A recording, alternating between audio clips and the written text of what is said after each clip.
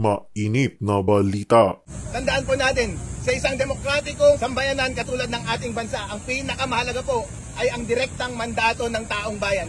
At hindi dapat yan pwedeng mabuwag ng kahit na sino mang nagmamagaling na appointed official lamang, kahit national pa man, katulad ng mga commissioner ng COMELEC.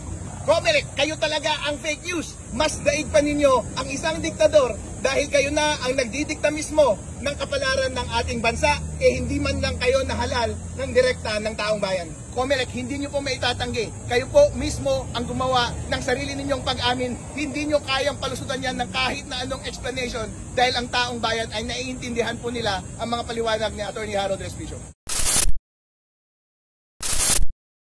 Ngayong araw po na ito ay nag-file kami ng TRO para pigilan ang pagpigil ng COMELEC sa pagproklama sa akin bilang panalong kandidato bilang Vice Mayor ng aming bayan sa Reyna Mercedes Isabela. Tandaan po natin, sa isang demokratikong sambayanan katulad ng ating bansa, ang pinakamahalaga po ay ang direktang mandato ng taong bayan. At hindi dapat yan pwedeng mabuwag ng kahit na sino mang nagmamagaling na appointed official lamang, kahit national pa man, katulad ng mga commissioner ng COMELEC. Para ako'y pigilan nila sa aking pagkadeklara, kailangan nilang magbigay ng napakabigat na ebidensya para patunayan na ang sinasabi nilang fake news ay totoo ngang fake news.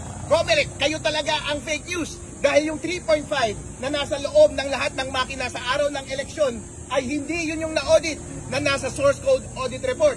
At kayo din ang fake news dahil yung mga pinapadali ninyong data mula sa automated counting machines ay dumadaan pala sa intermediary server. Pinapakialaman ninyo para posible para sa inyo na dayain ang resulta ng eleksyon.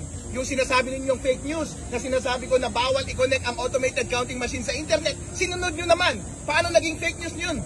Mas daig pa ninyo ang isang diktador dahil kayo na ang nagdidikta mismo ng kapalaran ng ating bansa, hindi man lang kayo nahalal ng direkta ng taong bayan.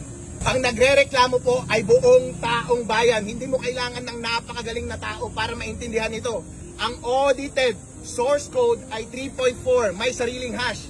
Ang nakalagay doon sa makina ay version 3.5, may sariling hash. Ang tanong, magkapareho ba yung 3.4 at 3.5? Hindi po magkapareho. Posible ba na nagtanim ng daya doon sa 3.5? Posible. Malalaman ba natin yon? Hindi, dahil hindi yon yung na-audit. Ang tanging paraan lamang para ma-rectify ng COMELEC ang pagkakamaling ito ay i-open source nila yung 3.5 at tayo mismo ang makakita kung anong kalokohan ang ginawa nila doon sa software na yun. Maraming pagkukulang ang COMELEC sa kanilang pag-govern ng ating election process na ito. Una, sa software, hindi tamang software ang nilagay nila doon sa makina. Therefore, posible ang daya. Wala tayong confidence doon sa integrity ng resulta ng eleksyon. Pangalawa, doon sa transmission, hindi nila diniretso sa mga transparency server yung mga lumalabas na data mula sa automated counting machine. Pinapadaan muna nila sa data center 3, posibleng may ma-manipulate na data doon, posibleng manipulated na yung mga data na lumabas sa COMELEC server at sa mga transparency server. Kapag merong mga malalaking doubts pagdating sa software mismo at pagdating sa transmission, meron ba tayong confidence doon sa resulta ng eleksyon? Wala! Kahit ako ay nanalo, sinasabi ko sa inyo, itong lahat ng sinasabi ko ngayon ay naninindigan ako para sa susunod na eleksyon, hindi na mangyari ang ganitong garapalang pandaraya. Ang prayer ko sa Supreme Court ay pigilan ang COMELEC sa pagpigil nila sa aking pagkaproklama bilang banalong Vice Mayor sa aming bayan ng Reyna Mercedes. Marami mo pong lalabas na balita at kalokohan ang COMELEC. Nag-upload sila ng mga VPN logs at logs papunta sa mga transmission server. Marami po akong nakita doon.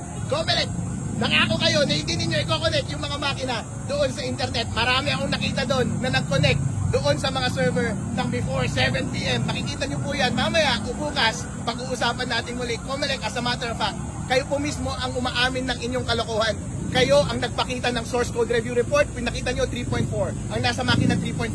Ikaw mismo, Chairman George Garcia, ang umamin na pinaprocess ninyo yung mga data mula sa automated counting machine bago mag-landing sa transparency server. Sabi ninyo, kino-consolidate nyo muna lahat ng data at pinapadala ninyo every 15 minutes. Ang sabi ng batas, dapat diretso papunta sa COMELEC server, diretso papunta sa transparency server, para nga kapag manloko ang COMELEC ng data, huli agad ng transparency server. Pero anong ginawa ninyo? Rinases muna ninyo sa gitna para posible na ngayon na mabago yung pumunta sa transparency server. Therefore, posible na ngayon na yung mga nilabas ninyo sa inyong mga COMELEC servers ay manipulated na rin. Kayo na rin mismo ang naglabas ng mga VPN logs na yan at nakita ko na merong mga connection doon sa mga server ng before 7 PM. COMELEC, hindi nyo po maitatanggi. Kayo po mismo ang gumawa ng sarili ninyong pag-amin. Hindi nyo kayang palusutan yan ng kahit na anong explanation dahil ang taong bayan ay naiintindihan po nila ang mga paliwanag ni Atty. Harold Respicio. Naninindigan pa rin po ako na ang mali ay dapat palagutin at ang tama ay dapat natin gawin para sa susunod na eleksyon. Gusto ko na i-dismiss nila yung disqualification case nila na ibinigay sa akin. Dahil nga po, COMELEC Chairman George Garcia, hindi pa huli ang lahat para itama natin ang ating kamalian. Si President Bongbong Marcos na rin ang nagsasabi, mag-reconcile tayong lahat. Tapos na po ang eleksyon. Hindi na maganda na mamulitika pa tayo at pansinin pa ang ego natin at pride. Kung nasaktan man kayo sa aking mga sinabi dati, tanggapin po ninyo. Kayo po ay magpakumbaba dahil lahat naman po yan ay tama. Sinunod nyo nga rin po. Kaya hindi kayo pwedeng magsalita ng 2 beses at sabihin ninyo at the same time na fake news yung sinasabi ko.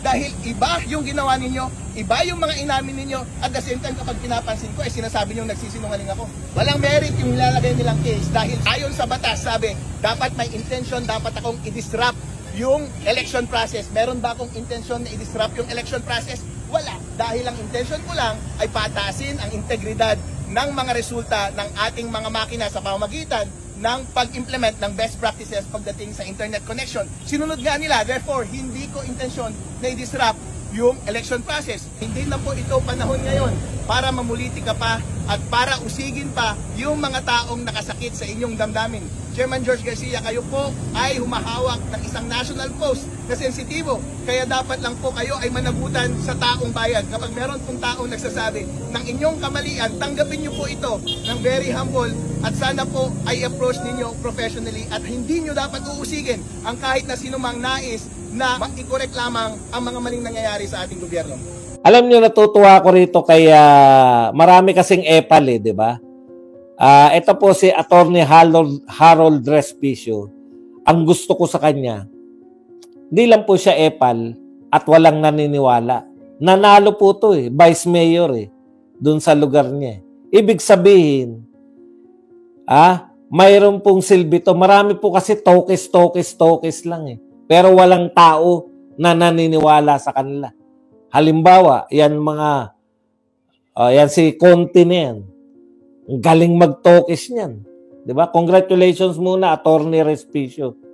Kasi, kung matokis ka tapos wala ka namang kayang patunayan, hindi naman naniwala sa iyo yung mga tao, wala pa rin yan. Kinakailangan matokis ka at napapaniwala mo yung tao. Lalo na, ayan, tumakbo siya.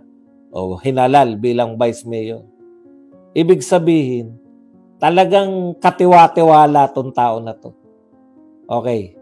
Ayon po kay Respicio, ito rin yung napuna natin Sinilive natin di ba? First time po tayo na nilive natin yung mga pagpasok po ng resulta, no? Ilang oras natin ginawa yan, nangawit nga ako Salamat na lang, may mga magaling yung mga audience natin special mention natin si Minandro na naging taga-bato ba ng mga latest na pumapasok na election returns. Ito yung pinuputok ng butsi nito ni Respicio, no? Yun pong panyanyari na napakatagal. Kasi po, dapat pagsara ng pagpadala ng teacher, sined ng teacher, pasok na kagad sa server, pasok na kagad sa mga bibigyan, numperel, etc. Napansin nyo po, matagal bago nagkaroon tayo, ilang oras muna, no? Yun pala yung sinasabi ni Respicio, imbis na direkta, halimbawa teacher from presinto, no? From presinto, dapat diretso na yan sa meron na, numperel ba nakakuha? PPCRB? PPCRB, sigurado ako dyan. Diretso ka agad yun. Pagkapadalang ganyan, diretso sa COMELEC, diretso sa PCRB, diretso sa kung saan pan dapat mapuntahan. Hindi po ganun yung nangyari. Mayroon pa raw pinagdaanan na hindi daw ganun yung usapan. Yung pre-conference. Okay. Kaya sabi po ni Vice Mayor Attorney Harold Respicio, ay kaduda-duda po, no? Kaya dapat hindi na po maipaliwanag ni yung mga pinaggagawa niya. O katulad niya, nakita natin na na-resolve na po yung sa BH, bagong henerasyon. O. Ngayon, bakit hindi nyo po ma-resolve yung sa Duterte Youth? Hindi ko talaga makuha, hindi ko po maintindihan. Pinagagalit lang nila yung tao, galit na yung mga bumoto. Alam nyo po, ito po ang batayan, no? Pinakamakapangyarihan po yung tao. Hindi, kahit na ano pa po. Kaya nga po sa konstitusyon ng Pilipinas, nauuna po yan, no?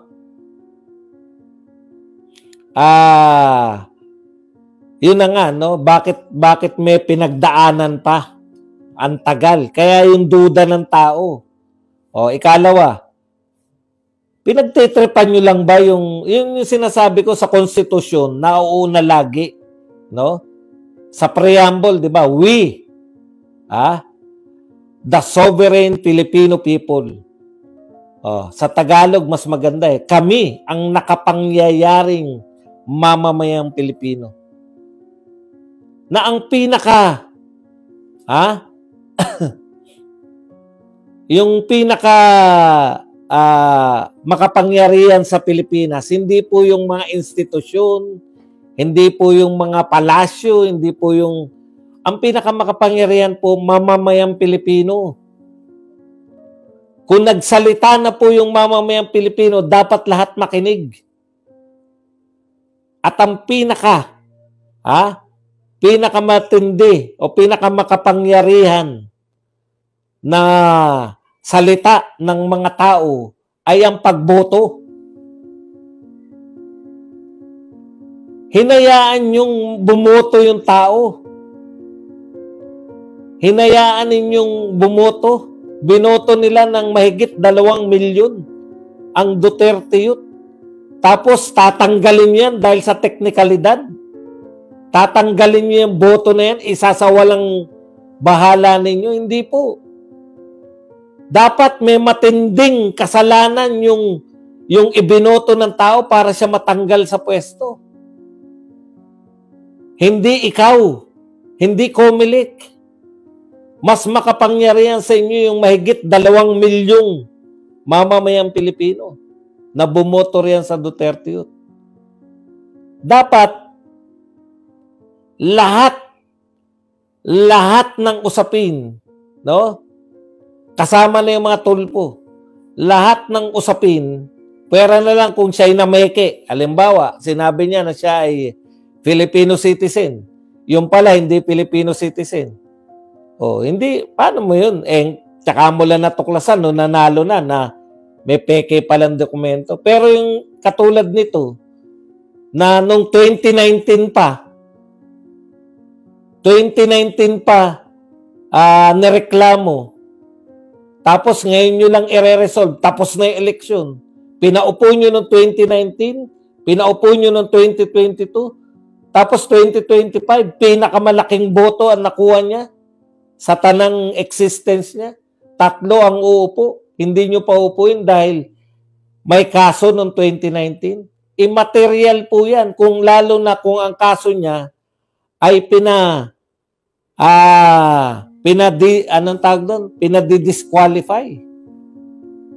Hindi po ako abogado, no? Inaamin ko po, hindi ako abogado, pero naiintindihan ko po na mas makapangyarihan sa mga abogado ang boto ng tao. Kahit sangkatutak pang batas yung sabihin nyo sa amin, simple lang yan. Dapat na-resolve na yan before mo pina-elect yung tao. Na-resolve mo yan.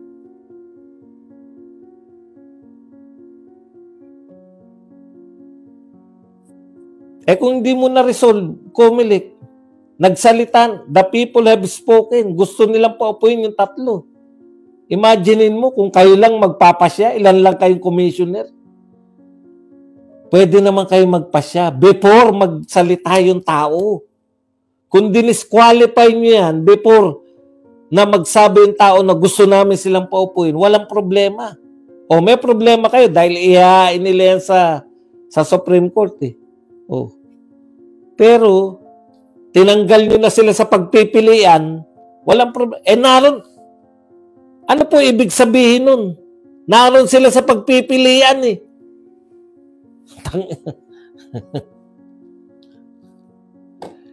Yung iba po, eto tignan nyo ha. Yung iba po, Mr. Comelec Commissioner, yung iba, umaangal kasi wala sila doon sa pinagpipilian. Magrereklamo. Bakit wala kami sa pagpipilian? Eto, nasa pagpipilian. Ibig sabihin, sino ba nag-print niyan? Hindi ba kayo? Kami ba naglagay dyan? Puta, nilagay lang ba namin yung Duterte Youth dyan?